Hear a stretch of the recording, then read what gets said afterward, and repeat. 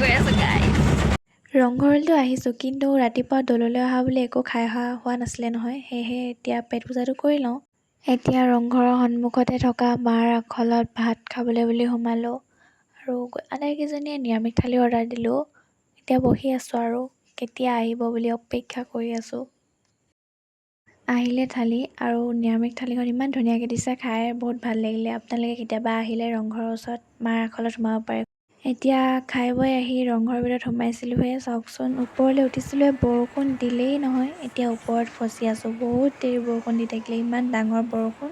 বৰষুণ জাকত কি কৰিব আৰু ভিডিঅ' ক্লিপকে লৈ আছোঁ এনেই। গাইজ ফুলখিনি চব মই নপৰিলে হৈছে দেই।